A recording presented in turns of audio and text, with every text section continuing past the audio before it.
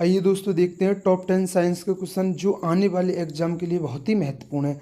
तो इसमें देखते हैं, पहला क्वेश्चन है कैल्शियम हाइड्रोक्साइड का सही सूत्र क्या है। तो ये क्या है, CaOH का होल ट्वाइस।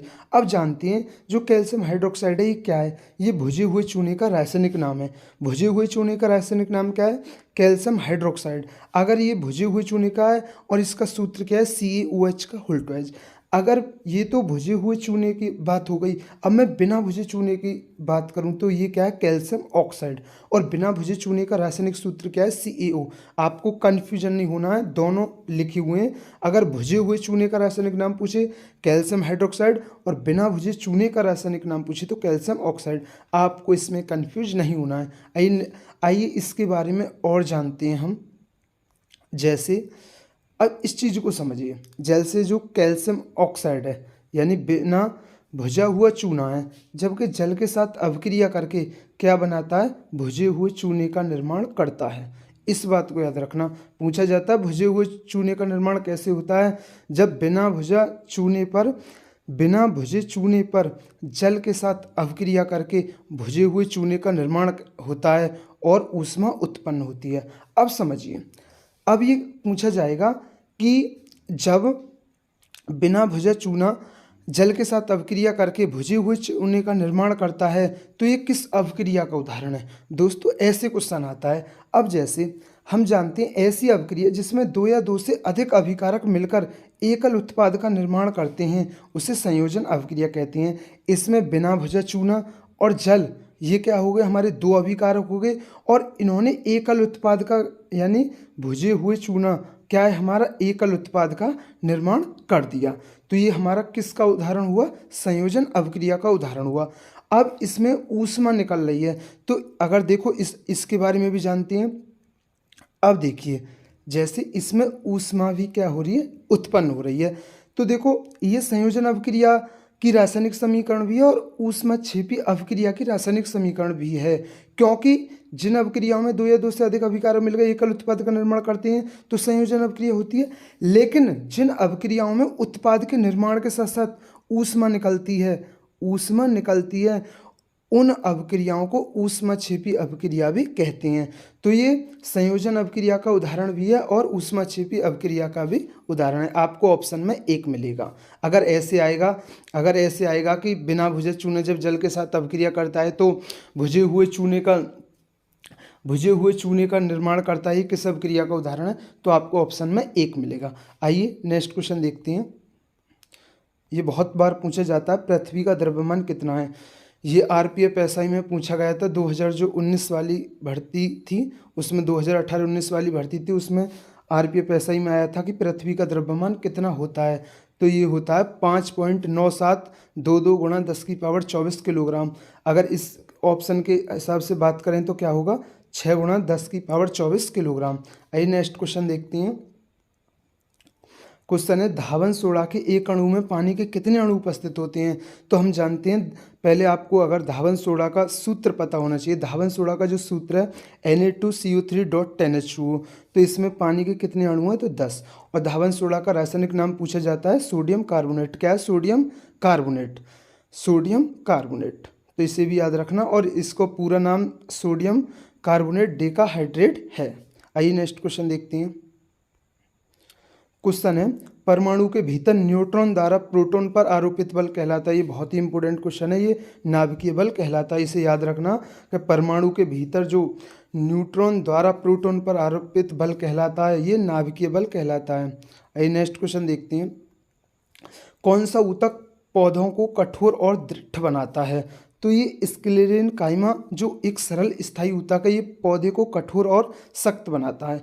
अब इसके बारे में इसे याद रखना है, ये ऊतक जो है स्क्लेरेनकाइमा, ये जो ऊतक है ये पौधों को कठोर और मजबूत बनाता है।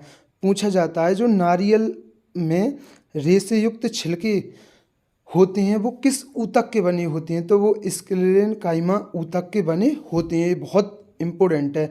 और इस ऊतक की कोशिका मृद होती हैं, ये लंबी और पतली होती हैं। अब दोस्तों पूछा जाता है कि जो हमारा स्क्लेरेनकाइमा ऊतक है इसकी भित्ति जो है वो किसकी बनी होती हैं, वो लिग्निन की बनी, लिग्निन के कारण मोटी होती हैं। ये आगे मैंने क्वेश्चन भी लिया है और ये पूछा जाता है। जैसे आइए नेक्स्ट क्वेश्चन देखते हैं, जो लिग्निन वाला क्वेश्चन कैसे आता है। ऐसे आता है कि डैश के कारण स्क्लेरेनकाइमा कोशिका की दीवार मोटी होती हैं, तो लिग्निन के कारण मोटी होती हैं। ये बहुत बार पूछा जाता है आपको। और ये स्क्लेरेनकाइमा याद रखना, ये जो नारियल का रेशेयुक्त छिलका है वो इसी का बना होता है। आइए नेक्स्ट क्वेश्चन जानते हुए तक के बारे में एक और दोस्तों एक और क्वेश्चन पूछा जाता है कि पौधे में लचीलापन का गुण जो है, जैसे आप कोई पेड़ की टहनी को नवाते हो तो वो नव जाती है, वो किस ऊतक के कारण नव जाती है, उसमें कॉलेनकाइमा ऊतक होता है। ये पौधे में लचीलापन लाता है। तो आप इसे भी याद रखना, ये भी बहुत बार पूछा जाता है। क्वेश्चन आएगा ऐसे कि पौधे में लचीलापन किस ऊतक के कारण होता है, तो वो कॉलेनकाइमा के कारण होता है। आइए नेक्स्ट क्वेश्चन देखते हैं। मनुष्य में पाए जाने वाले प्लेसेंटा ऊतक द्वारा निम्न में से कौन सा काम किया जाता है, तो ये भ्रूण से अपशिष्टों को बाहर निकालता है और भ्रूण को पोषण प्रदान करता है। और आप इसके बारे में याद रखना कि प्लेसेंटा एक अंग है जो गर्भ अवस्था के दौरान गर्भ में बनता है। ये गर्भ अवस्था के दौरान ही बनता है, गर्भ में बनता है, जिसे गर्भाशय भी कहा जाता है। ये एक ट्यूब जैसी संरचना और विकासशील बच्चे से जुड़ा है, जिसे गर्भनाल कहा जाता है। और गर्भनाल के माध्यम से ये प्लेसेंटा विकासशील बच्चे को क्या करता है, ऑक्सीजन और पोषक तत्व प्रदान करता है। क्या करता है, ये बच्चे को, जो भ्रूण में जो बच्चा होता है उसको ऑक्सीजन और पोषक तत्व प्रदान करता है और बच्चे के रक्त से अपशिष्ट पदार्थों को भी बाहर निकालता है। बहुत इंपॉर्टेंट क्वेश्चन है ये, प्लेसेंटा जो ऊतक है, याद रखना। आइए नेक्स्ट क्वेश्चन देखते हैं। ये भी बहुत बार पूछा जाता है। चंद्रमा पर किसी वस्तु का भार पृथ्वी पर उस वस्तु के भार का होता है, ये 1/6 होता है। आप इसके बारे में पूरा पढ़ सकते हैं। किसी वस्तु का चंद्रमा पर भार पृथ्वी के इसके भार का 1/6 गुना होता है। आइए नेक्स्ट क्वेश्चन देखते हैं। ये तो वही क्वेश्चन है, लेकिन किसी वस्तु का भार चंद्रमा पर और जो पृथ्वी के भार का कितना होता है, 1/6 होता है। आइए नेक्स्ट क्वेश्चन देखते हैं। क्वेश्चन है बेकिंग पाउडर। बेकिंग पाउडर किन किन से मिलकर बना होता है, तो हम जानते हैं बेकिंग पाउडर जो है ये बेकिंग सोडा और टार्टेरिक अम्ल से मिलकर बना होता है।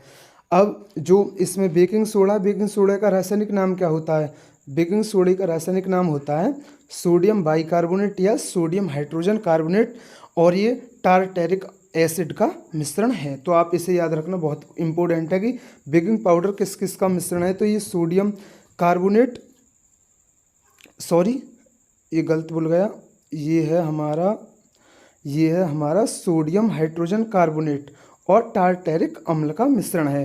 क्योंकि बेकिंग पाउडर का रासायनिक नाम क्या है, बेकिंग पाउडर है, ये बेकिंग पाउडर है और बेकिंग पाउडर का रासायनिक नाम क्या है, सोडियम बाइकार्बोनेट या सोडियम हाइड्रोजन कार्बोनेट। तो ऑप्शन कौन सा होगा, तीसरा इसमें ऑप्शन होगा।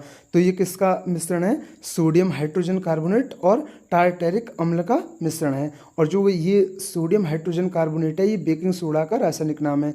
तो आप इसे याद रखना। आइए नेक्स्ट क्वेश्चन देखते हैं। ये भी बहुत इम्पोर्टेंट क्वेश्चन है, बहुत ही ज़्यादा पूछा जाता है। पौधे में स्रावित होने वाला वह हार्मोन जिसके कारण उसका तना सूरज की रोशनी की ओर झुकता है कहलाता है ये ऑक्सिन। याद रखना, जो पौधे में स्रावित होने वाला वह हार्मोन जिसके कारण उसका तना सूरज की रोशनी की ओर झुकता है कहलाता है, तो ये कहलाता है ऑक्सिन। आइए नेक्स्ट क्वेश्चन जानते हैं।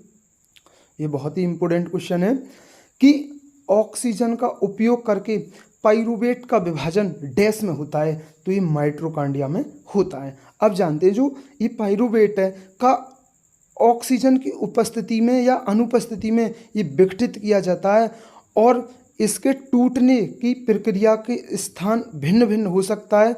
मानव शरीर में पाइरूवेट ऑक्सीजन की उपस्थिति में माइटोकॉन्ड्रिया में विघटित होता है।